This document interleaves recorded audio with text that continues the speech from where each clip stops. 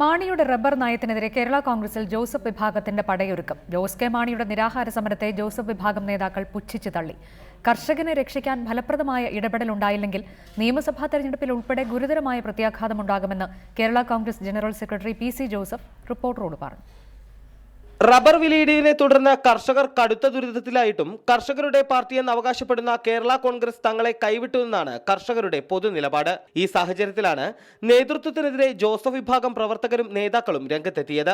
Jose K മാണിയുടെ നിരാഹാര സമരം കൊണ്ട് യാതൊരു ഗുണവും ഉണ്ടാകില്ലെന്ന് ജോസഫ് വിഭാഗം നേതാവും കേരള കോൺഗ്രസ് സംസ്ഥാന ജനറൽ സെക്രട്ടറിയുമായ പി.സി. ജോസഫ് തുറന്നടിച്ചു. ഗാന്ധി പ്രതിമയുടെ മുൻപിൽ പോയി ഒരു സത്യാഗ്രഹം, അതല്ലെന്നുണ്ടെങ്കിൽ ഞങ്ങളുടെ പാർട്ടി തന്നെ ഒരു 5-6 മണിക്കൂർ രാജ്ഭവന്റെ മുൻപിൽ പോയി ഒരു ധർണ, കോൺഗ്രസ് പാർട്ടി രാജ്ഭവനിലേക്ക് ഒരു മാർച്ച്, ഇങ്ങനെ ഒരു ചടങ്ങ് സമരം കൊണ്ടൊന്നും ഈ പ്രശ്നത്തിന് പരിഹാരം ഉണ്ടാവില്ല. ജനങ്ങൾക്ക് വേണ്ടി ഇടപെട്ടില്ലെങ്കിൽ നിയമസഭാ തെരഞ്ഞെടുപ്പിൽ ഉൾപ്പെടെ ഗുരുതരമായ തിരിച്ചടി നേരിടുമെന്നും അദ്ദേഹം പറഞ്ഞു. അവസാനം ജനങ്ങളൊരു സടകുടഞ്ഞൊരു എഴുന്നേൽക്കലുണ്ട്.